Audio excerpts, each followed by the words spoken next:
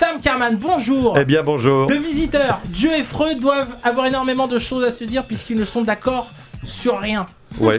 Mais à la fois ils s'entendent bien pour discuter Oui, quand même. on C'est a du haut vu niveau. pendant la pièce que, même si c'est on va dire un petit peu tendu parce que, alors, sans dévoiler, c'est vrai que quand on est chez C'est soi... un peu tendu entre Freud et c'est Dieu. ça. J'aime bien. Non mais attends, Freud est tranquille chez lui, la Gestapo arrive, qui tape Voilà. sa fille. Bon, il est pas Déjà. bien. Et il y a un mec qui débarque et il dit que c'est Dieu. Forcément, Ouais. il est... Alors, est il pas ne dans- le dit pas. Oui, c'est il le dit c'est pas. vrai que C'est formidable parce qu'il le dit jamais, mais il se débrouille pour qu'on le comprenne. Le visiteur, la pièce donc de Eric Emmanuel Schmitt avec notre invité Sam Karman, mais également Katia Ganti, Maxime de Toledo et Franck Desmed, Desmed qui interprète donc le visiteur. visiteur. C'est voilà, inconnu. qui débarque donc chez vous à l'improviste et qui va limite faire on va dire la psychanalyse de Freud. C'est ça, vous avez raison, c'est une double psychanalyse. Cette conversation va s'engager et il va d'abord, dans un premier temps, complètement me percer à jour. Il va me parler de moi, il va même me parler de moi quand j'avais 5 ans. Il va remonter mes rêves. D'ailleurs, c'est à se demander si on n'est pas dans la tête de Freud dans tout ce spectacle.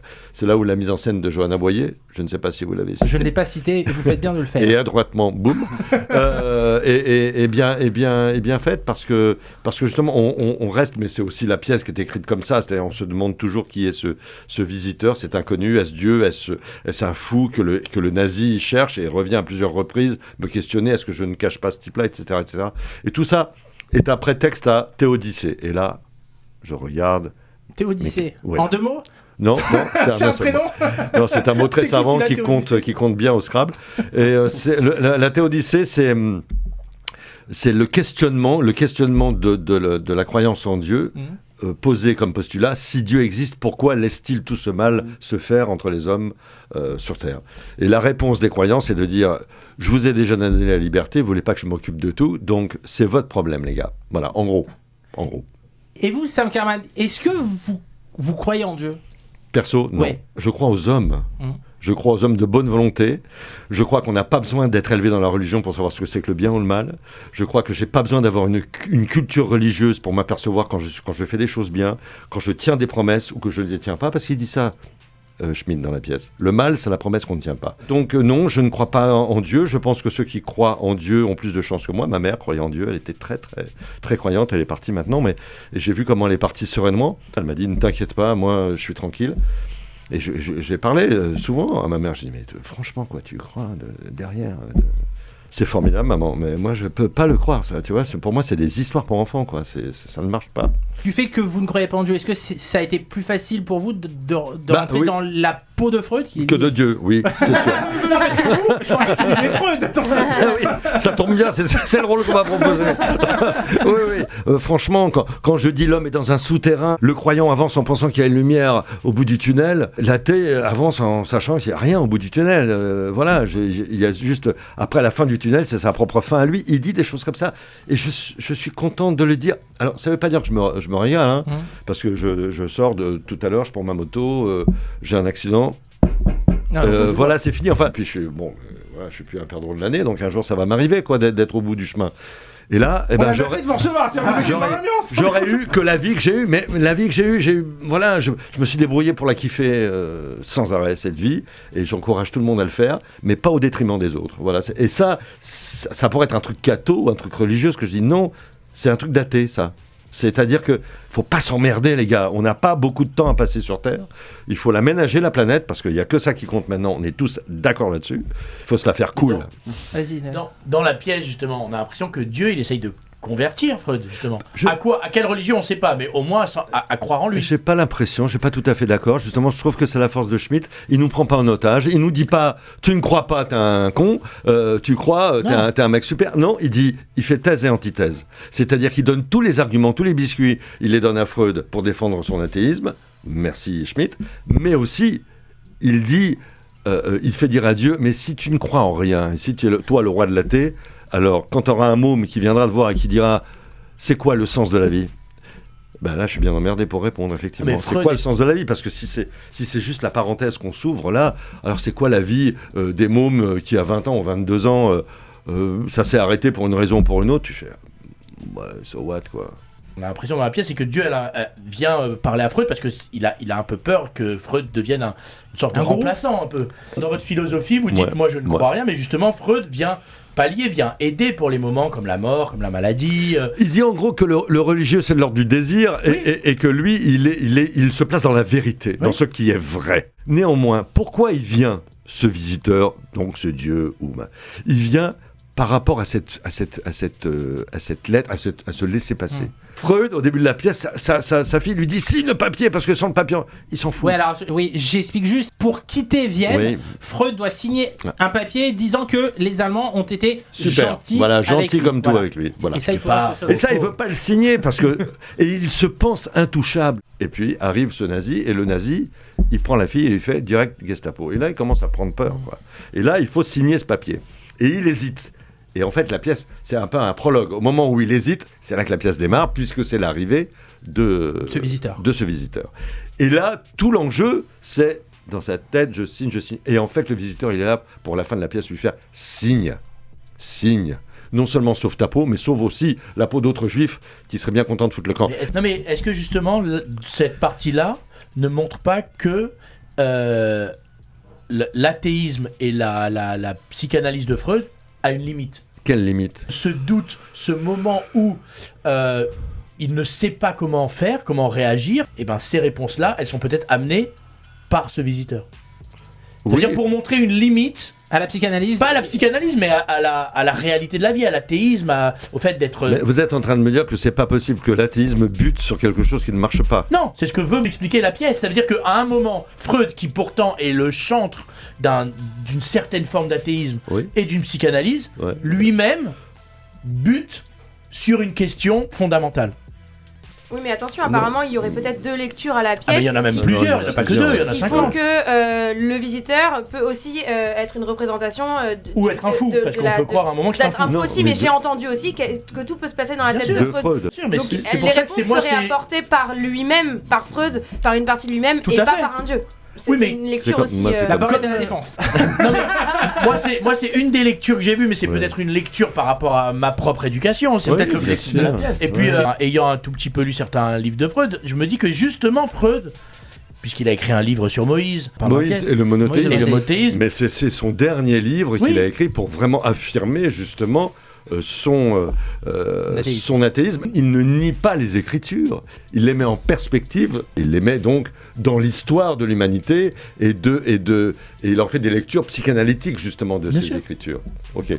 Et donc non, c'est-à-dire que pour moi, l'impression que j'ai eue, c'était que le visiteur arrivait pour dénouer quelque chose. Pas dénouer, mais combler un léger vide dans la philosophie freudienne. T'es en train de dire que Freud est creux, là? Je suis pas le seul à l'avoir dit en plus.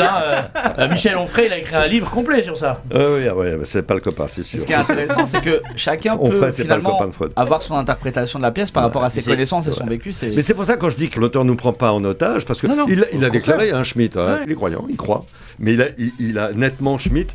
Toute une partie de sa vie, il ne croit pas, et puis un jour, il croit. Mais c'est pas parce qu'il croit qu'il veut filer des leçons ou convaincre ou convertir. Je veux dire, c'est vraiment une approche très très intime. Donc tout n'est pas perdu pour vous non plus. Non, peut-être qu'un jour ça va m'arriver. Je m'en préserve. Ouais. Mais j'ai eu des moments mystiques dans ma vie, mais le mysticisme n'est pas forcément relié au religieux. J'ai eu la chance dans ma vie de voyager, de voir des choses incroyables. Il y a eu des moments... j'ai fait, mais cette beauté-là, mais qui... on peut pas dire qui l'a organisée. Elle s'est organisée. Mais quand on pense à Spinoza, à l'époque, il n'avait pas le droit de dire qu'il était athée. Mais quand il dit que Dieu, c'est nature, c'est ça que ça veut dire. Ça veut dire que bien sûr qu'il y a une mystique chez l'homme, mais elle n'est pas forcément... celle du dogme des 3 religions monothéistes. C'est pas obligatoire. On peut toucher le mysticisme ailleurs, dans la nature. On dit parfois que Dieu se cache derrière la nature et c'est en regardant justement un petit peu plus profondément qu'on peut le trouver. Et que si, alors après c'est les effets qui le disent, que si on ne va pas plus loin, on s'arrête là. Bon, après c'est encore une fois, chacun croit ce qu'il veut. Vous avez fait, vous, de votre côté, une psychanalyse pour... Non. Est-ce que cette pièce, ça allait un peu dans ce sens-là de psychanalyse, parce que vous en parlez vraiment par rapport à vos convictions et au-delà du rôle que vous avez joué. Est-ce que ça me permet, moi, de faire Oui, c'est ça. Ça me donne l'occasion, via Schmitt, l'auteur, de défendre des explications, de dire pourquoi l'athéisme, et je me plais à les dire chaque soir, et ça me fait plaisir de les avoir connus, ces mots, et appris. Et maintenant de les restituer. Est-ce que vous auriez pu jouer de jeu si vous avez proposé le rôle ? Je peux tout jouer, moi, monsieur. C'est-à-dire que c'est son métier Je suis suisse, moi. Il a joué, je peux jouer la Cité de la Peur. Voilà. Non, Spoiler.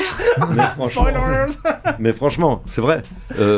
Pardon, mais j'adore alterner les genres, les conneries, des trucs très déjantés, des trucs très sérieux. Voilà, entre Émile de la Cité de la Peur et Freud. Voilà. Mais si on creuse, ils sont peut-être pas si loin. En préparant cette émission, je me suis aperçu que vous avez gagné un Oscar. Non, dis la vérité. J'étais sûre. Voilà, il y a quand même 2 personnes, je leur ai dit, mais tu sais qu'il a eu un Oscar. Il me dit, mais non, impossible. J'ai dit, écoute, tu vas pas m'apprendre à moi. Il a eu un Oscar. Je vais vérifier. Et Omnibus, Palme d'Or du meilleur court-métrage. Et Oscar. Attends, et entre-temps, il y a une marche. Ouais. On monte les marches. Il y a le BAFTA. Aussi. Ah, vous avez le BAFTA aussi ? En Angleterre, ouais. Ah ouais. C'est toujours pareil, c'est ce que je dis, enfin, c'est un peu on prête corriche quand même. Hein. Quand on a un prix, non mais je veux dire, voilà, j'ai eu la chance d'avoir le prix à Cannes, je m'en serais tout à fait contenté, parce qu'en plus j'ai vécu l'événement, j'étais sur place, c'était rigolo, j'ai passé une super soirée, quoi. Enfin, je veux dire, franchement, tu as un court-métrage, tu as une palme d'or, tu fais waouh. C'était votre premier ? Ouais. Et puis après, il se trouve que tout ça, j'ai pas pu aller en Angleterre pour le BAFTA, j'ai pas pu aller. Vous n'êtes pas allé à. Non, tout ça parce que je jouais une pièce de merde qui s'appelait Cuisine et Dépendance. Les cons alors. Bakri Jaoui, vraiment, ouais, franchement, quoi. Tu vois, c'est à cause d'eux, tu vois. Qui ont pas fait carrière en plus. Ouais, franchement, pourquoi j'ai pas été à Londres et pourquoi j'ai pas été à Los Angeles. Mais alors, justement, lorsqu'on a de tels prix, qui à notre niveau paraissent immenses. Au niveau de tout le monde au cinéma, les Oscars c'est immense, Oui. pas te mentir. Ok, mais on n'a pas envie justement d'utiliser ça pour faire une carrière US. En vrai, faire une carrière, ça veut dire quoi ? Aller faire des films aux États-Unis ? Quand on sait comment ça se fait, les films aux États-Unis, à l'époque en tous les cas, maintenant peut-être c'est en train de changer parce que maintenant les plateformes, maintenant c'est le nouveau Hollywood, c'est Netflix, Amazon et Disney. Hein. Ça a remplacé les MGM, Universal et tout ça. C'est vrai, c'est comme ça. Mais ça va devenir donc ce que c'était des films de studio. Je vais vous dire un truc. Tiens, je vais me faire des copains. La seule système américain qui vaille, ou français, c'est les indépendants. Quand on rentre dans des groupes, c'est mort. Le nombre de séries qu'on a vues sur Netflix ou d'autres plateformes, les saisons 1, formidables. Qu'est-ce qu'ils font ? Les plateformes, ils achètent et ils produisent, eux, la saison 2, la saison 3. Et donc les créateurs, ceux qui ont le talent, ceux qui t'ont montré qu'ils n'avaient pas de thunes, mais ils avaient le talent, ils avaient la bonne idée, ils avaient le bon casting, tout ça, mais ça, t'es gentil, maintenant nous, on a nos producteurs exécutifs, c'est à chaque fois, ils sont 50 sur le truc, et on va venir faire le truc. Et tu t'aperçois que les saisons, elles sont moins bien. Donc, on est dans un monde où l'artistique doit se soumettre de façon trop violente, et je le dis, aux productions. C'est comme ça et c'est dommage. Donc, qu'est-ce que j'aurais été faire aux États-Unis ? Moi, mon kiff, c'est de dire... J'ai fait des films, j'ai réalisé des films. Bien sûr. J'espère que, au moins, même si on n'aime pas l'histoire des films, on reconnaît que les films sont très bien joués, parce que je me targue de savoir diriger des acteurs, c'est ça qui me passionne, moi. C'est la justesse de jeu, c'est emmener les acteurs. Qu'est-ce que je vais dire à Tom Cruise ? On va la refaire, vieux. Et si tu pouvais, au moment où tu lui fais... Non mais, de faire... Je sais de le faire. Non mais quoi ? Il va me regarder, dis donc Frenchie, tu retournes dans ta caravane, tu me laisses dans la mienne, et puis je vais te la jouer. Moi, j'ai 50 millions de dollars, je vais te la jouer comme je te la joue. Parce que c'est comme ça que ça se passe. Ce travail-là, tout ça pourquoi ? Pour avoir fait mon film américain. Il n'y a qu'à voir tous les metteurs en scène français qui ont été Kassovitz, machin. Ils sont détruits. Donc, alors ça tombe bien. Tout ça pour répondre directement. Oui, après la Palme d'Or, il y a la William Morris qui m'a appelé. Ouais, Sam, ça serait vachement bien qu'on se boive un café sur la croisette. Et puis, ils ne sont pas venus. Je me suis retrouvé à boire mon café tout seul. Et puis, voilà. Et puis, ça s'est arrêté là. Ça s'est arrêté là. S'en foutent complètement. Oscar, c'est un Oscar. Bien sûr, oui, un Oscar. Je vote même pas aux Oscars. Ah bon ? Et justement, l'Oscar, vous l'avez mis où ? En vrai, j'ai une espèce de chambre dressing. Une pièce dressing avec des... Voilà, et là, c'est ce que j'appelle Lego Room. Lego Room où il y a les affiches des films que j'aime bien, les machins, les souvenirs, les claps de la Cité de la Peur, le masque encore. J'ai perdu la faucille et le marteau. Ah non. Ouais, j'ai que le masque. Et c'était toi le tueur? C'était Émile le tueur. Voilà, et il y a l'Oscar. Et puis il y a le petit Oscar en plastique que j'ai eu le jour où on a eu l'Oscar en vrai. Moi, on était à Marseille avec Jean-Pierre, Agnès, tout ça, toute la bande.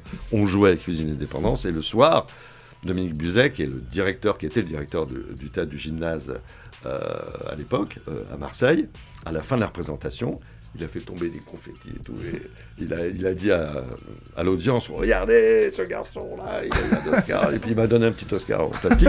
Et il a autant de valeur que le vrai.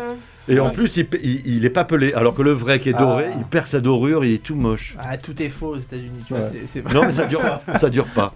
Il y a un autre projet aussi qui arrive sur France 2, c'est Amis d'enfance. Ah ouais, Est-ce que vous pouvez en parler un petit peu? Ah oui, ça je suis content d'en parler parce que voilà, c'est une pièce que j'ai coécrite avec Catherine Vinfen. C'est une pièce qu'on n'a pas réussi à monter parce que pour des raisons ou d'autres, des acteurs plus libres, des théâtres qui disent oui puis qui disent non. Et puis il y a eu cette histoire de Covid et puis je me suis dit pourquoi. Et j'ai eu de nouveau une distribution idéale. Et quand j'ai eu ce casting idéal, je me suis dit, alors, comment je peux faire? Et puis, il y a des gens de France Télévisions qui sont venus, qui l'ont écouté, qui se sont dit, bon, on va... Une captation, d'accord, mais j'avais pas envie de faire... Je pouvais pas, puis j'ai pas envie, j'aime pas la captation classique. C'est-à-dire, une scène, 3 caméras comme ça, et puis le public, ça, j'aime pas ça, je trouve ça nul. On joue pour la caméra, mais c'est difficile de jouer pour la caméra et pour le public en même temps. C'est un truc qui marche pas. C'est pour ça que c'est naze, les captations. Et donc, je me dis, je vais le tourner dans un théâtre vide. On verra c'est du théâtre, puisqu'on est dans un théâtre, mais on va le tourner avec plusieurs caméras, et on va faire des plans, et on va le faire comme un film. Et puis au moment où France Télévisions m'a donné le feu vert, il était déjà mois de mai, on était début mai, et j'ai une partie du casting qui, fin juin, c'était mort, il partait sur d'autres trucs, et je me suis dit, il faut le faire maintenant. Et donc l'idée m'est venue de dire, puisqu'il faut, au lieu de ramener du cinéma dans un théâtre, je vais ramener du théâtre dans le cinéma. Ça veut dire quoi? Je vais le faire en décor naturel. Donc l'action se passe dans une maison d'hôtes, à Saint-Rémy-de-Provence, et c'est des amis qui reçoivent, ils vendent leur maison d'hôtes et ils reçoivent un couple d'amis historiques, c'est des amis d'enfance, avant de vendre, et évidemment le sujet a été vu 1000 fois, mais pas dans cette génération, parce que là ce sont des cadras, quinquas. Il y a beaucoup de... C'est les soirées où des copains et tout explose. Bon, ça a déjà été fait. Donc, mais de toute façon, tous les sujets ont été faits. Après, mais c'est tourné comme un film ou plutôt comme une pièce? C'est tourné comme un film. D'accord. Mais quand même, il y a le public qui est sur la pelouse. Ah, il y a quand même le public. Mais oui. Ah, d'accord. C'est ça. Mais le public, je le montre pas quand je veux. D'accord. Par la magie. Et c'est tourné en direct en fait. Non. En une seule prise. Non. Alors le public, il a attendu quoi, 8 jours hein? Non, mais... Ça s'appelle des figurants. Voilà, ça s'appelle des figurants. Ah oui, donc le public, c'est des figurants. D'accord. Le public fait partie... Mais c'est une première. C'est hyper original. Quand on fait une représentation théâtrale, le public est un acteur de la pièce, on va dire. Mais il paye. Oui, mais enfin, il est acteur, il est demi, quoi. Oui, mais il signe une décharge aussi, comme quoi il est... Mais là, il est payé, et voilà, eux, ils ont fait une journée, mais nous, on a fait 8 jours. Super idée. Et ça marche. Et c'est quand? On va quand? Ah bah là, je suis en train de... Là, je suis en finition, j'ai fini l'image, et j'attaque l'étalonnage et le son, là, ça sera prêt à la fin du mois de novembre. Ah d'accord, donc normalement, on peut peut-être le voir pour les fêtes de fin d'année, alors? Alors c'est un peu court parce qu'il faut communiquer sur cette affaire, que France Télévisions il y a des cases, c'est compliqué les programmations, ils voulaient le passer vite mais comme le film n'était pas prêt, voilà, moi je veux pas... Ce serait dommage de gâcher, c'est une belle première. Et j'ai bien envie qu'on communique là-dessus et qu'on en fasse un petit faudra revenir. Ça va faire événement parce que c'est quand même très inédit comme format. C'est inédit et en plus c'était une volonté de la direction de Delphine Ernotte qui disait écoutez, les captations théâtrales doivent faire leur révolution comme la télé a fait leur révolution du foot. Canal+ dans les années 80, on se faisait chier devant les matchs de foot puis tout d'un coup ils ont eu des réals qui ont commencé à faire swinger l'affaire et ben c'est pareil. Donc on sent que c'est du théâtre parce que même dans l'écriture c'est structuré, c'est pas voilà, c'est précis, c'est une écriture théâtrale, mais c'est totalement du dialogue. Enfin voilà, je suis très inspiré de mes amis Bakri Jaoui, donc on est dans des comédies de ce genre-là, quoi. En tout cas, on a hâte de le voir et donc ce sera donc sur France Télévisions. Allez, on va France dire 2. France 2. France 2. 20h30. Ça sera un prime à France 2, mais quand Avant, on va dire la fin de l'année scolaire. Avant la fin du mois de juin, en tout cas. Ah oui. On espère. En attendant, vous êtes au théâtre Rive Gauche pour donc cette pièce. Donc Le Visiteur où vous jouez donc le rôle de Freud. Vous êtes également en librairie Conversation du bout du monde. Le livre écrit avec Damien Seguin. Oui. Ce type a quand même fait le Vendée Globe à une seule main. Et il est arrivé 6ème. Ouais. C'est hallucinant. Hallucinant. Et donc, tous les dimanches, on se retrouvait, et lui il m'appelait de son téléphone satellite, et j'enregistrais nos conversations, et il me racontait sa semaine qui passait de ouais, et dans la journée, comme ça, déprimé, euphorique, le mec il dort 1 heure, il se réveille, il fait bon maintenant le machin, c'est dingue. Moi qui fais un petit peu de bateau, je me dis, mais les mecs, c'est des oufs, des malades. Merci beaucoup, c'est la fin de cette émission, merci d'avoir suivi, rendez-vous la semaine prochaine, si Dieu veut, et si Freud est d'accord. On se retrouve pour rester. Les programmes continuent. À bientôt. Les snipers de l'info, c'est fini à la radio, mais ça continue sur Facebook, Instagram et chez Arnaud.